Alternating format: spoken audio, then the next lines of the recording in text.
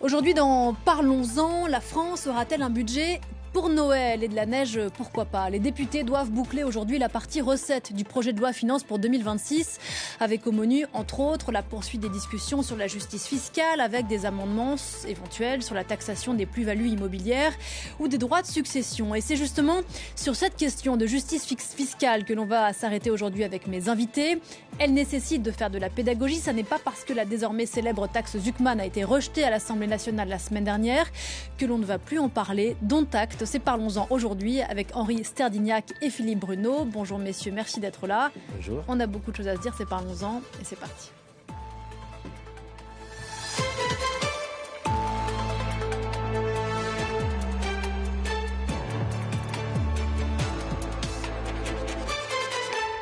Henri Sterdignac. Et bienvenue sur ce plateau. Vous êtes économiste et cofondateur des économistes atterrés. Vous signez Penser l'alternative qui est sorti chez Fayard en 2024. Face à vous, Philippe Bruneau. Bonjour monsieur. Bonjour. Merci d'être là. Vous êtes le président du Cercle des fiscalistes. Merci de participer à ces discussions. Alors que, je le disais, les députés français sont censés boucler aujourd'hui les débats sur la partie recette du budget 2026. Non dans une certaine douleur. On va prendre le temps de revenir sur l'un des enjeux majeurs des débats de ces derniers jours, mais plus largement du débat public depuis plusieurs mois, la taxation de ce qu'on appelle les super riches ou les riches tout court. Si l'Assemblée nationale a enterré la taxe dite Zuckman, nul doute qu'elle reviendra sur le tapis pour la prochaine élection présidentielle et qu'elle reste très populaire dans son principe, dans l'opinion publique. Cette idée de faire participer les plus aisés au financement de la société est-elle la formule magique pour des budgets dans le rouge, en France comme à l'étranger? Est-elle démagogique, irréaliste, contre-productive, confiscatoire, comme on l'entend beaucoup? Que fait-on ailleurs? Est-ce que ça marche? Et qu'en disent les principaux intéressés? Voilà quelques-unes des questions que l'on va aborder ensemble, je l'espère. Taxer les riches, une formule qui n'est pas nouvelle et qui a le mérite ou le défaut de la simplicité. Henri Sterdignac, qu'est-ce qu'elle vous inspire, cette formule? Disons que c'est un principe fondamental de la fiscalité. Chacun doit contribuer aux dépenses publiques en fonction de ses capacités contributives. Et naturellement, les plus riches ont des capacités contributives qui peuvent être utilisées. On doit avoir un impôt progressif, donc qui pèse plus sur les plus riches que sur les plus pauvres. Et l'intérêt, si on peut dire, de la taxe Zuckman, c'est de mettre l'accent sur un trou de la raquette. Les ultra-riches payent moins d'impôts que la moyenne de la population. On va y revenir, bien sûr. Taxe Zuckman, donc, qui prévoit une contribution de 2% pour les patrimoines de plus de 100 millions d'euros. Est-ce qu'aujourd'hui, Philippe Bruneau, chacun en France est égal face à l'impôt? Alors, les études montrent qu'il y a sur l'extrême bout de la courbe, si vous voulez, c'est-à-dire auprès des ce qu'on appelle les ultra-riches, alors il faut beaucoup de sémantique, ceux-ci en pourcentage, je dis bien en pourcentage, paient moins d'impôts que les personnes qui sont, par exemple, riches, on va dire, c'est-à-dire qui sont au milieu de la courbe, les CSP+, si vous me permettez de les appeler ainsi. Et donc, ceci a été mis en avant déjà il y a quelques années. Le problème, c'est que le diagnostic est une chose, l'ordonnance en est une autre. Après, la question est de savoir comment est-ce qu'on peut remédier à cela. Donc, la taxe Zuckman, comme d'ailleurs la taxe sur les holdings patrimoniales, part du principe que des bénéfices non distribués, ce sont des revenus non perçus. Ce qui, en gestion financière, peut laisser pantois certains spécialistes, n'importe quelle personne qui a une formation en comptabilité ou en gestion financière, mais je veux dire, c'est pas tout à fait la même chose. C'est-à-dire qu'en fait, le problème essentiel de la taxe Zuckman, c'est qu'il s'attaque à l'outil professionnel. Il taxe les personnes donc les plus aisées, c'est les 1800 personnes les plus aisées, au-delà de 100 millions d'euros. Donc effectivement, on se dit, ces gens-là, ils ont largement les moyens de payer. C'est vrai, et ils doivent payer plus que les autres, bien évidemment. Ils doivent contribuer plus que les autres, comme c'est inscrit dans notre Constitution. C'est tout à fait normal. Ils ne le font pas normal, visiblement. Alors aujourd'hui, ils ne le font pas à 10%, mais là, le problème, c'est que on a un problème à régler, qui est un problème d'impôt sur le revenu, et on le règle en taxant le patrimoine. La taxe Zuckman taxe le patrimoine à hauteur de 2%. Donc, il ne traite pas le problème des revenus.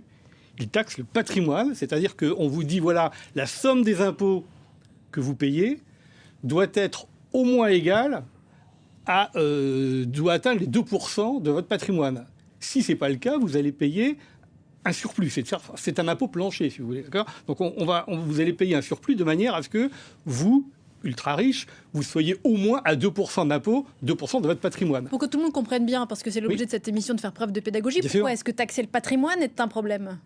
Alors, taxer le patrimoine n'est pas un problème. Juridiquement, ce n'est pas un problème. On taxe le patrimoine lors de dans ce date de détention. On a eu un ISF pendant très longtemps qui n'existe plus aujourd'hui. On a encore un IFI on taxe le patrimoine immobilier. On peut taxer un patrimoine global, on l'a fait, je le répète, entre 1982 et 2017-18. D'accord ? Donc, c'est tout à fait possible. Ensuite, on peut taxer le patrimoine au moment du décès. C'est ce qu'on appelle l'impôt sur les successions. Là aussi, c'est un impôt sur le patrimoine. Le seul problème de la taxe Zuckman, c'est que c'est un impôt qui taxe le patrimoine sur sa détention à un taux relativement élevé, c'est-à-dire 2%, au-delà de ce qu'était l'ISF, sans aucun plafonnement. C'est-à-dire que si vous n'avez pas suffisamment de revenus pour payer votre impôt, vous êtes obligé de grignoter sur votre patrimoine, sur votre capital pour payer vos impôts.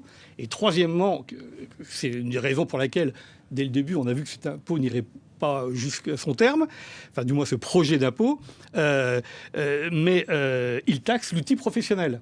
Et donc, lorsque vous mettez l'outil professionnel dans le patrimoine taxable, ce qui n'était pas le cas de l'ISF, là, on en vient à des aberrations absolument totales. Si on reste sur le diagnostic, sans entrer peut-être dans des choses trop complexes, visiblement, sur le diagnostic, tout le monde est relativement d'accord. Ce que dit la taxe Zuckman, mais j'aimerais bien qu'on ne s'arrête pas que sur cette taxe qui a été rejetée en l'occurrence, mais sur ce qu'elle dit et sur ce qu'elle essaie d'incorporer à la discussion publique, c'est qu'à partir d'un certain seuil de richesse, le taux d'imposition régresse. On est d'accord là-dessus ? Oui.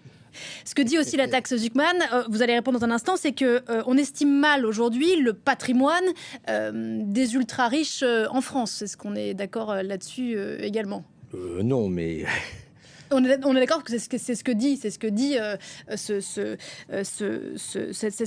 économiste.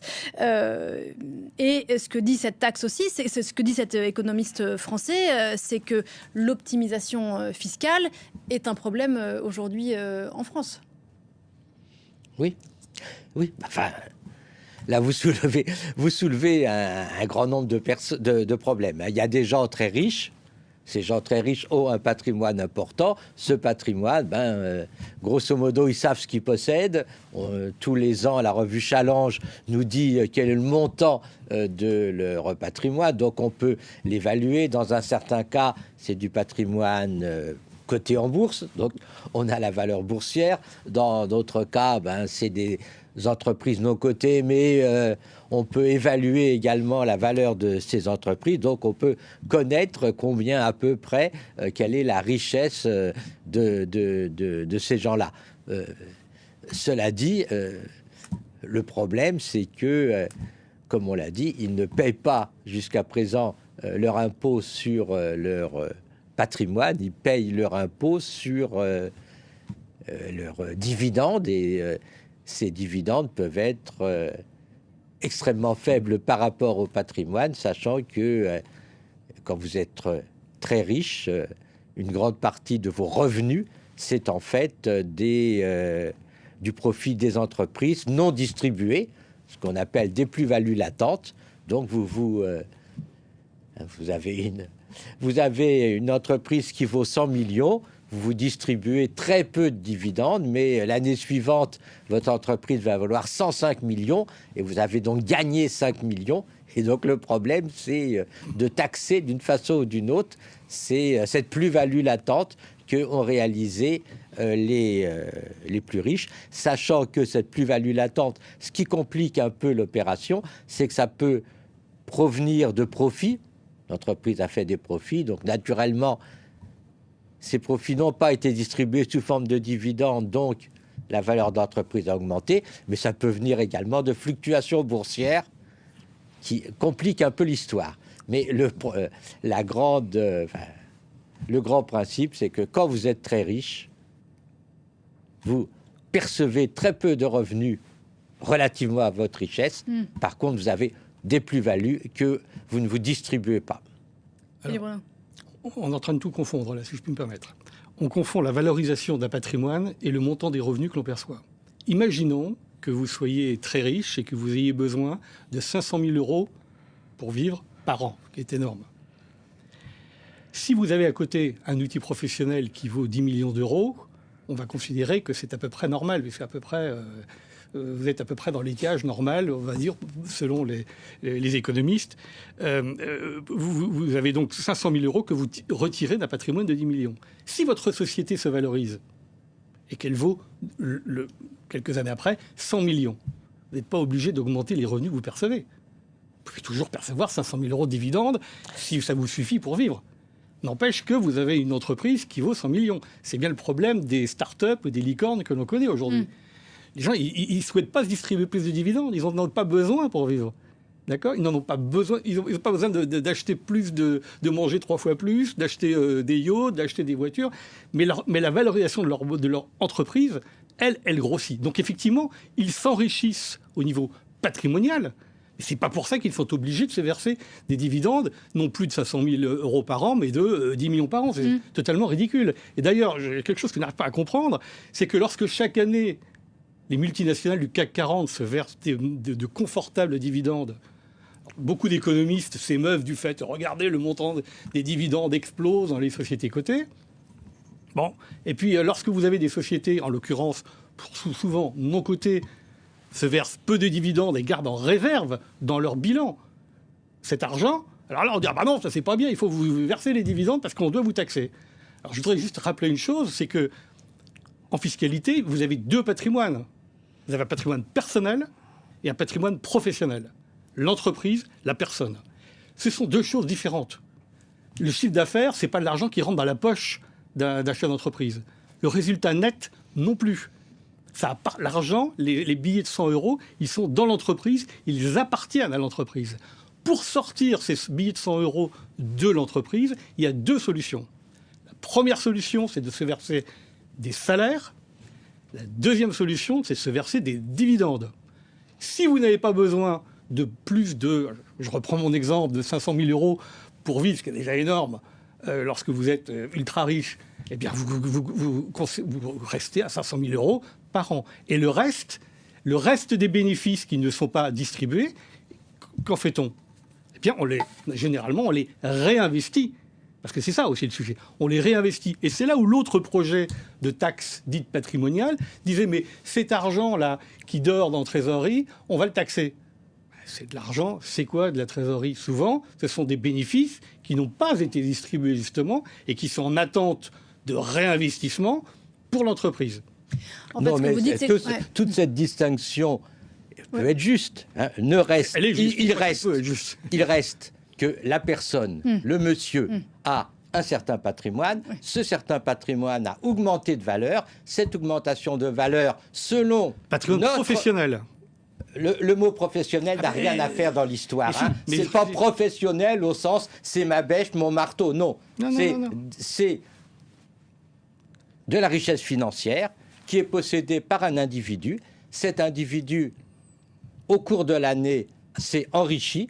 Je calcule son enrichissement et c'est cet enrichissement que nous avons le droit de taxer, indépendamment du fait que cet investissement est utilisé ou pas pour la consommation. Si vous gagnez 5 000 euros par mois, peut-être que vous n'avez dépensé que 4 000, vous avez épargné 1 000, ça ne nous concerne pas. Oui, Ce qui est intéressant, c'est que vous avez effectivement eu 5 000 de plus, et c'est pareil pour pour les plus riches. Les plus riches, naturellement, vont s'arranger pour ne pas se déclarer de revenus.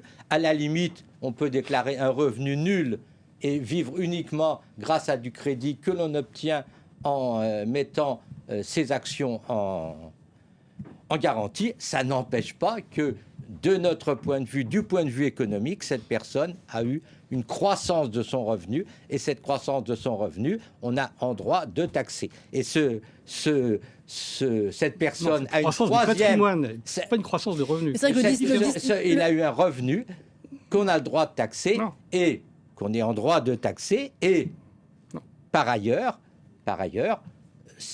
il y a une manière très simple de payer, si nécessaire, cet impôt, c'est de vendre une partie des actions, sachant qu'il n'est question que d'un impôt plancher de 2%. De 2% du patrimoine. Avec le distinguo que vous faites, qui est sans doute réel. Il est juridique, madame. Le Conseil constitutionnel le reprend. En droit fiscal, effectivement, une réalité. Pour la plupart des gens, il n'est pas palpable d'une certaine façon dans le débat public. Je parlais tout à l'heure de la popularité de cette idée de taxer les riches avec les questions que ça pose, etc. Est-ce que c'est une question démagogique ? Est-ce que c'est un impôt miracle, comme disait Sébastien Lecornu? Pour la plupart des gens, ce distinguo n'a pas de réalité palpable. Écoutez, si, je pense quand même que la plupart des... Enfin, si vous me permettez, madame, que vous soyez à la tête d'une entreprise ou même d'un bien immobilier, on voit à peu près le distinguo qui existe, par exemple, entre avoir acheté un bien immobilier qui vaut 1000 et puis le marché immobilier augmente, le bien vaut 2000. Si vos revenus n'ont pas évolué, votre bien, vous vous êtes enrichi, mais il n'y a pas d'argent sur votre compte. C'est dans la représentation de la richesse. C'est exactement la même chose. La représentation qu'on se fait de la richesse. Voilà, tout à fait. Donc d'un côté, il y a le patrimoine qui doit être taxé. Hein, d'accord, on est bien d'accord. Il est taxé en l'occurrence lors du décès. Il peut l'être en cours de vie, comme je l'ai évoqué tout à l'heure, mais pas n'importe comment. Donc vous avez le patrimoine d'un côté et vous avez les revenus de l'autre. Et là, aujourd'hui, pour gérer des problèmes de distorsion de revenus, c'est-à-dire le fait que nous évoquions en début d'émission, le fait que les ultra-riches ont des revenus qui proportionnellement baissent, sont inférieurs à la moyenne, par exemple, de la courbe, c'est-à-dire la moyenne des Français, on va taxer le patrimoine. Première chose. Donc déjà, on considère qu'un bénéfice non distribué dans l'entreprise est un revenu non perçu, ce qui est totalement faux juridiquement, même fiscalement, ça ne tient pas la route. Donc déjà, première chose, une entreprise fait un chiffre d'affaires. Sur ce chiffre d'affaires, vous défalquez tout un tas de charges, vous avez un résultat. Ce résultat, je le rappelle, il est imposé à l'impôt sur les sociétés. C'est pas gratuit. Il est imposé à 25%. Vous faites donc un résultat de 100, vous payez 25, il vous reste 75. Le chef d'entreprise, sur ces 75, il a deux solutions. Soit il garde cet argent dans la société, et donc ça ne lui appartient pas. Sinon, ce serait un abus de bien social. Ça ne lui appartient pas. Il les laisse dans la société pour le réinvestir, tout de suite ou ultérieurement, acheter des entreprises, agrandir son entreprise, embaucher, que sais-je, ou il se distribue sous forme de dividendes à lui et aux autres actionnaires cet argent. S'il n'a pas besoin, à titre personnel, de cet argent et qu'il le laisse dans l'entreprise, je ne vois pas pourquoi on le lui taxerait. Quant à taxer les outils professionnels et vendre du patrimoine, on voit bien le débat, si vous voulez. Il suffit de vendre les actions pour payer les impôts. Oui. Donc en fait, ce débat met en exergue les idiots utiles des fonds d'investissement anglo-saxons. Parce que les fonds d'investissement, j'ai 30 ans de carrière dans la banque, donc je sais à peu près comment ça fonctionne, ils n'attendent que ça. C'est-à-dire ils n'attendent que ça d'avoir des chefs d'entreprise qui ne peuvent pas transmettre, des chefs d'entreprise qui n'ont pas les moyens de transmettre pour pouvoir les racheter, pour pouvoir rentrer au capital. Et c'est comme cela que l'on a une partie de notre tissu industriel qui a disparu au fil des 30 ou 40 dernières années. Alors, le risque de voir une France à l'attractivité réduite si on prend ce chemin-là, il est réel pour vous ? Nous avons eu la globalisation financière. La globalisation financière, l'ouverture des frontières, etc. Et tout ça, ça a obligé les États à petit à baisser les taux d'imposition sur les plus riches et sur les grandes entreprises. Donc on est dans une situation, on a baissé le taux de l'impôt sur les sociétés, il y a quelques années, le taux normal, c'était 50%. Maintenant, c'est à 25%. OK. On a donc des grandes sociétés multinationales, on a donc des grandes entreprises qui sont très riches et des États qui sont relativement pauvres. On a des grandes sociétés multinationales qui s'arrangent pour ne pas payer d'impôts dans les pays où elles ont des activités, mais pour les mettre dans des paradis fiscaux. Et on a des gens très riches qui nous disent, désolé, je ne me distribue pas mes bénéfices, ce qui est tout à fait leur droit, mais par contre, je ne veux pas payer d'impôts sur la partie des bénéfices qui existe, qui est réelle, et que je vais soit placer dans mon entreprise, soit mettre dans un holding. Donc ces bénéfices ont été taxés. Tout ça aboutit, pas à l'impôt sur le revenu. Donc tout ça aboutit à diminuer la capacité des États et à augmenter le pouvoir des plus riches et des grandes entreprises. Donc ensuite, on a un choix politique, on a deux questions. Premièrement, une question politique qui est simple. Est-ce qu'on veut que demain, ce soit les États, la démocratie qui oriente notre économie, ou est-ce qu'on veut que demain, ce soit les plus riches et les grandes entreprises? Est-ce qu'on veut que les plus riches qui gagnent 5-6 milliards une année, ils n'en ont pas besoin pour consommer. Que font-ils? Ils s'achètent un média. Et du coup, voilà, on a Bolloré qui possède une grande partie de l'édition. On a Rudolf Sadé qui s'achète BFM et la Provence. Tout ça n'est pas satisfaisant. Donc, il n'est pas choquant qu'on ait un retour de bâton et qu'on dise clairement il faut réussir à taxer de nouveau, de manière satisfaisante, les plus riches et les plus grandes entreprises. Et les plus riches, je le répète, leur revenu au sens économique du terme, ça inclut naturellement les sommes qu'ils ont laissées dans l'entreprise. Qu'ils les ont laissées dans l'entreprise n'empêche pas que ça augmente leur patrimoine. Je veux bien que vous nous racontiez que la famille Arnault, que la famille Pinault, que la famille Mulliez n'a pas de revenus. Mais vous voyez très bien, que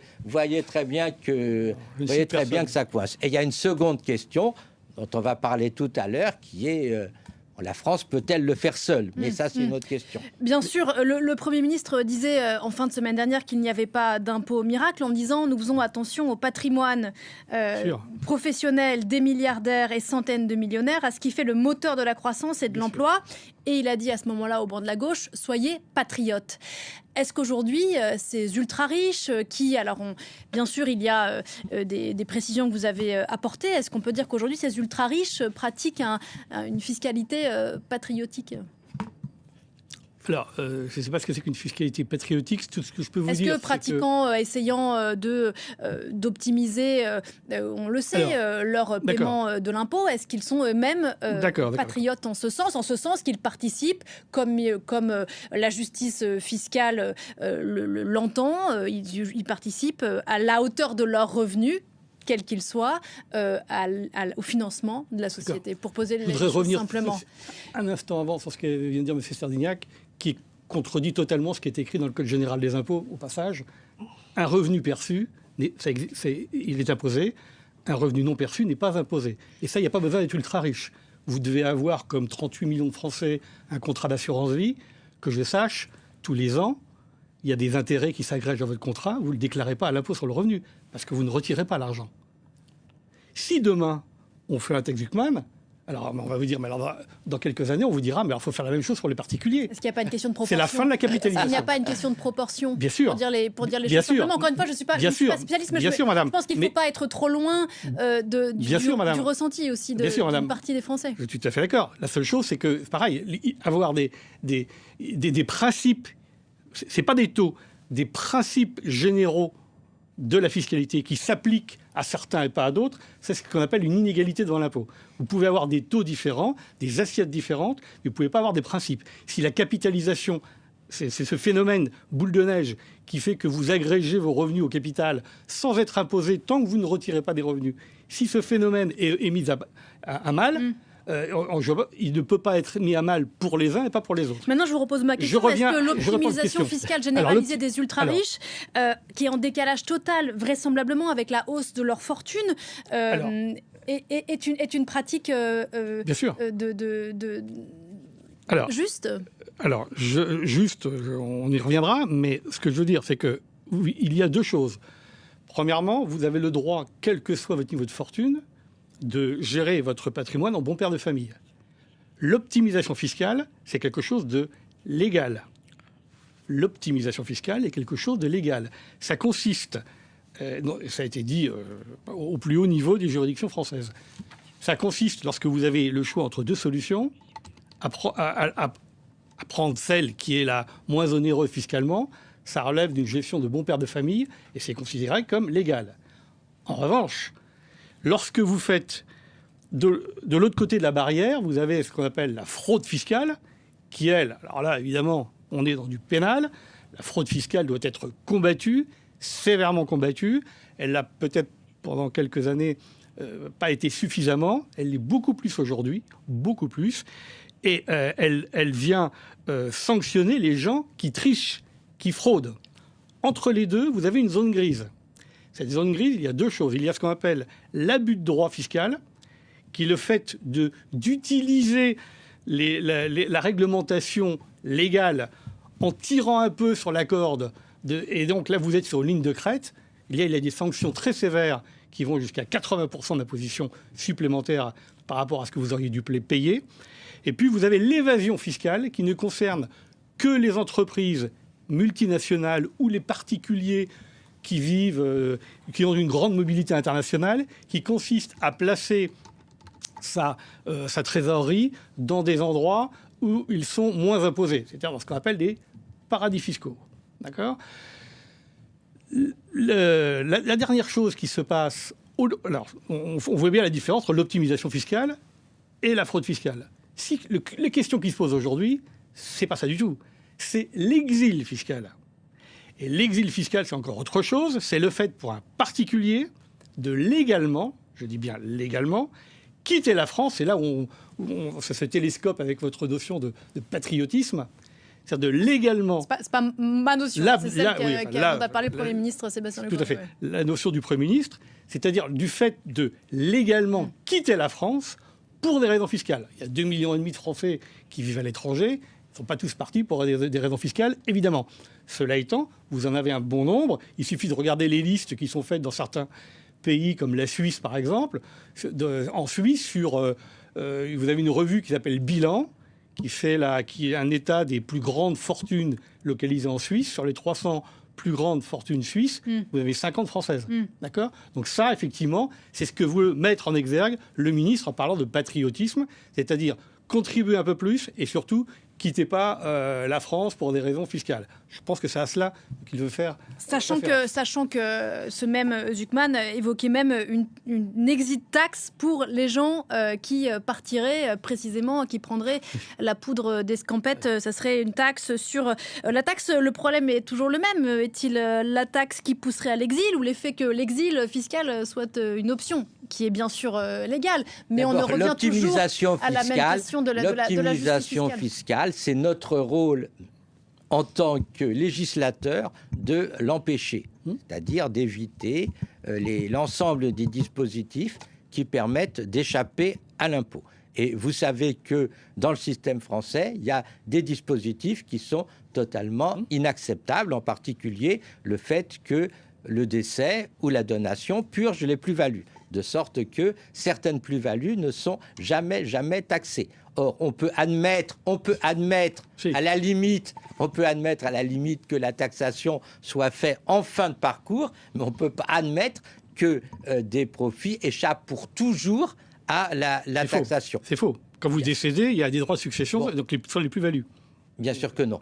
tout ça, là, vous êtes de mauvaise foi. Vous savez très bien qu'on ne taxe pas les plus-values latentes. Mais puisque vous taxez le patrimoine à la valeur du décès, ça revient à taxer bien les sûr plus-values que non. latentes. Vous savez très bien qu'il y a des pays où on dit, au moment de succession, la valeur dans laquelle l'actif rentre dans la succession, on fait payer à l'héritier à la fois la taxe sur la plus-value et les droits d'héritage. Sinon, on a dans la situation où effectivement les plus riches familles ne payent jamais sur leur plus-value. Donc là, il y a une double imposition. En France, on ne peut pas dire que ce n'est pas imposé. Bien sûr que ce n'est pas imposé. Mais non, c'est faux.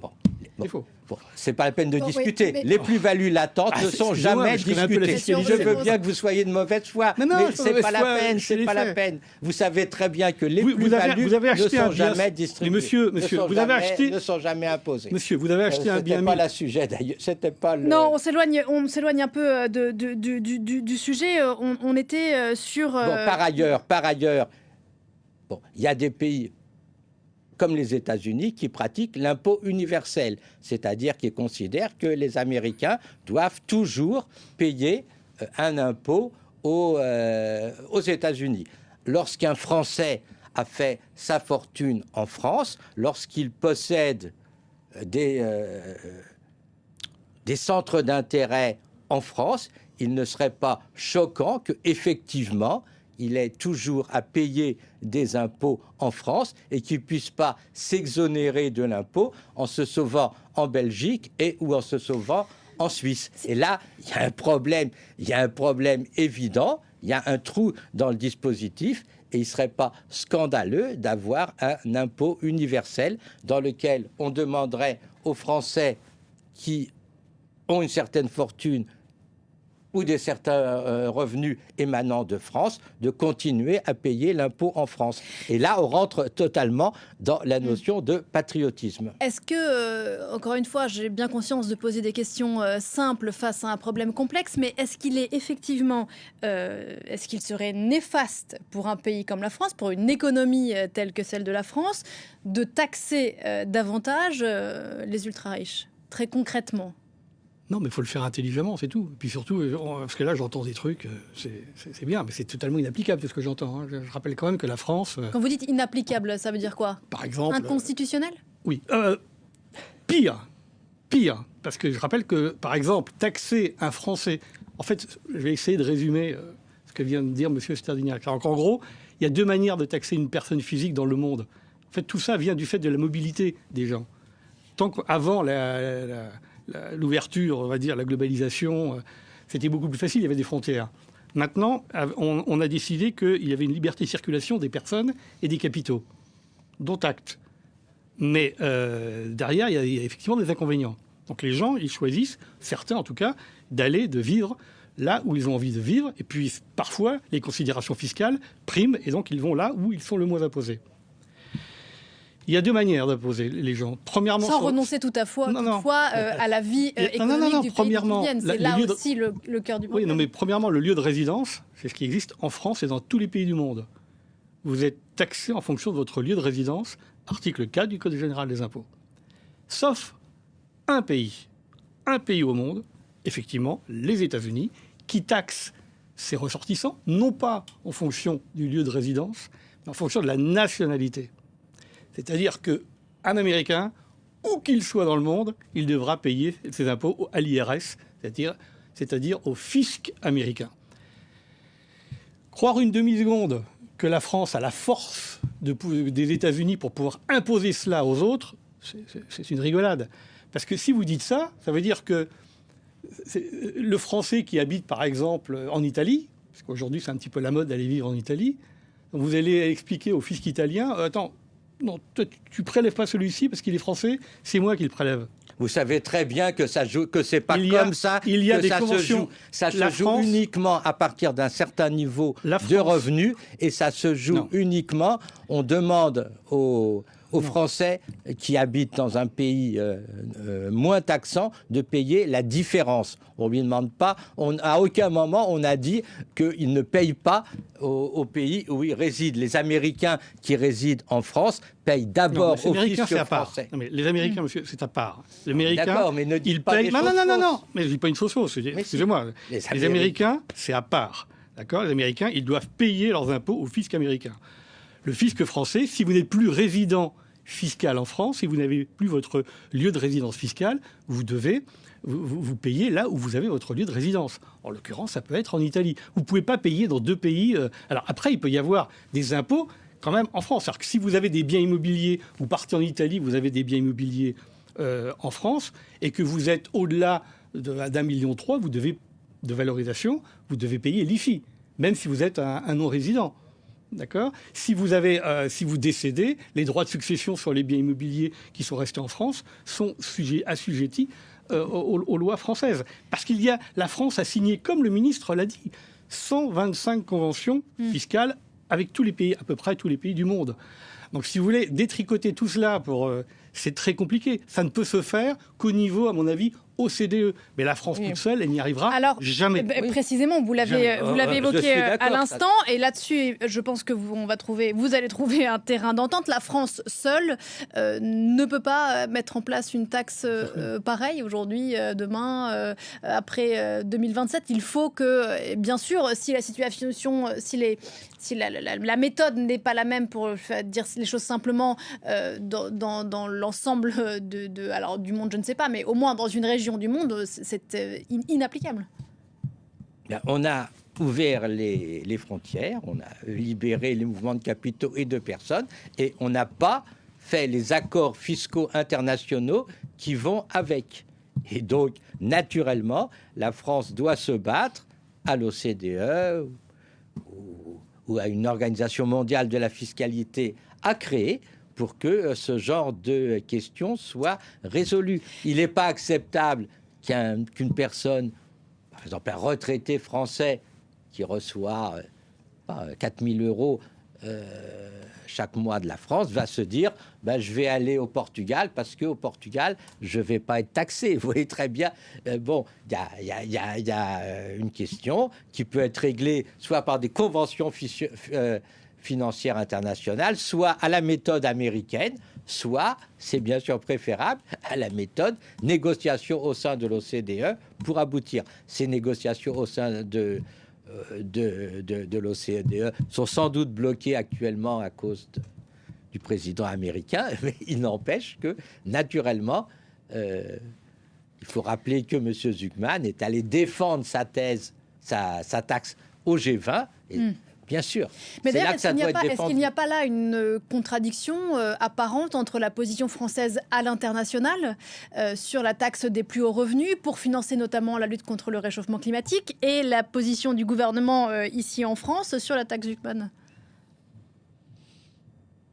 Vous savez, une plaisanterie de mauvais goût, c'est peut-on faire la taxe Zuckman dans un seul pays ? Oui, mais il vaut mieux vivre ailleurs. Ça se fait dans d'autres pays, notamment européens, cette taxe des hauts revenus. Il me semblait que l'Espagne pratiquait déjà une forme d'impôt sur les grandes fortunes. C'est le seul dans la zone euro, à ma connaissance. Et alors, vous avez un ou deux autres pays en dehors de la zone euro. Est-ce que ça a fait du mal à l'économie espagnole ? Non, mais enfin, madame, c'est un symbole. C'est un totem. Vous savez combien rapporte l'impôt sur la fortune en Espagne ? Je crois que c'est 623 millions d'euros. C'est rien. D'accord ? C'est pas avec ça qu'on va régler les problèmes de déficit en France, qui n'existent d'ailleurs beaucoup moins en Espagne. Mais bref, non, c'est rien. C'est juste un totem politique pour dire on a un impôt sur la fortune. Alors, c'est peut-être ce vers quoi nous tendons avec ce nouvel ISF.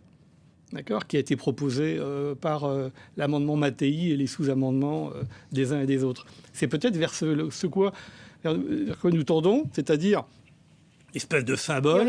Aurélie Montchalin a dit à l'instant que ce nouvel ISF, en tout cas la façon dont le présente la gauche, allait rapporter plus que l'ISF qui a été supprimé en 2017. Alors j'aimerais savoir comment elle va le calculer, parce qu'ils ont dû avancer ce week-end, parce que vous remarquerez qu'en fait l'amendement a été tellement mal rédigé que quand on l'a vu vendredi, en fait C'était 2 pages. 2 pages plus 2-3 sous-amendements. Il n'y avait rien. Et donc, je ne vois pas comment on peut le calculer. Donc, à mon avis, ils ont dû rédiger durant le week-end avec les services de Bercy un texte un petit peu plus élaboré qui leur permet de dire que ça rapportera plus que l'IFI ou que l'ISF, a-t-elle dit, madame que l'ISF. Que l'ISF. Alors, on était à 3 milliards et demi. Les grandes fortunes qui a été supprimée en 4 2017. milliards. On était à 4 milliards à l'époque. Mais pour revenir sur l'Espagne, vous évoquez un symbole, 600 millions. Mais est-ce qu'on n'est pas justement dans le moment, dans le débat public des symboles? Est-ce que c'est pas important, bien ces sûr, symboles-là? Mais bien sûr, il faut des symboles. En politique, alors, je ne fais pas de politique, mais j'ai bien compris qu'en politique, il fallait des symboles. Donc qu'il y ait des symboles, pourquoi pas, qu'il y ait un impôt sur la détention du capital, qu'il soit voté, mais qu'il soit rédigé d'abord de manière intelligible, pas comme ce que j'ai vu vendredi, et puis surtout que l'on évite de taxer l'outil professionnel, parce que je rappelle que derrière l'outil professionnel, il y a des gens qui travaillent, il y a des emplois, il y a des zones. Je vis moitié de ma vie en province. Je vois des grosses PME ou des ETI. J'en vois. Il y a des gens qui travaillent, ils font vivre des cantons entiers dans ces grandes entreprises. C'est pas le fait de taxer. Je reviens à ce que je disais tout à l'heure. Ces économistes qui n'ont aucune connaissance de la fiscalité, ce sont des gens de laboratoire, donc ils utilisent des bases de données avec un tableur Excel et puis ils font mouliner tout ça. Ils ne sont absolument pas sur le terrain et ils n'ont aucune connaissance de la fiscalité et en particulier du droit fiscal.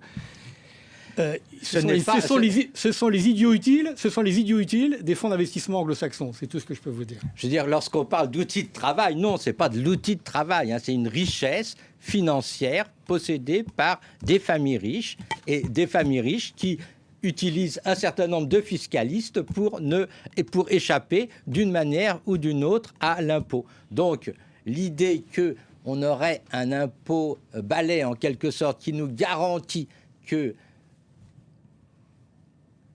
il soit amené à payer, grosso modo, un taux d'imposition correspondant à ce que payent les riches n'est pas scandaleux.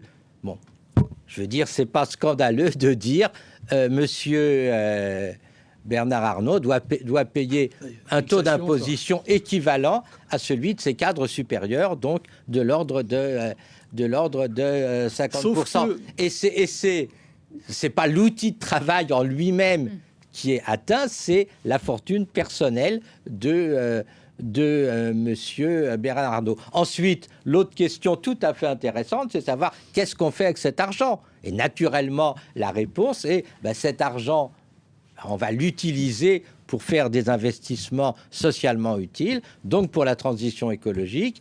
On va l'utiliser et du point de vue politique, la France est dans une situation où on doit faire des efforts. Une partie de ces efforts va porter sur les gens en général. Et naturellement, une partie de ces efforts doit porter sur les plus riches. Peut-être que ça ne sera pas la taxe du CMAN. Peut-être qu'on va voter aujourd'hui l'alourdissement des droits de succession. Peut-être qu'on va voter aujourd'hui le fait qu'on ne purge plus les plus-values. Mais il faut des mesures symboliques pour compenser le fait que on va être obligé de prendre des mesures fortes sur les gens.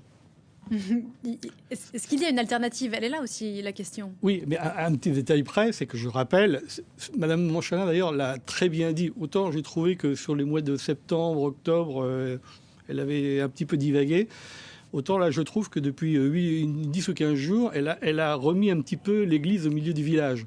Elle a juste dit, je rappelle que le Conseil constitutionnel a une jurisprudence qui veut que on ne doit payer son impôt sur le capital, d'accord, qu'avec ses revenus. On ne peut pas grignoter son capital. Vous ne pouvez pas avoir 110 ou 120% d'impôt par rapport à votre capital. C'est pas possible, d'accord.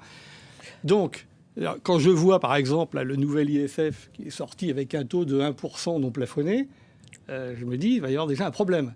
Parce que la jurisprudence du Conseil constitutionnel dit que vous pouvez avoir un impôt sur le capital non plafonné avec un taux de 0,5. Au-delà, il faut qu'il soit plafonné. Et là, on a un taux de 1%, très bien, mais il est non plafonné.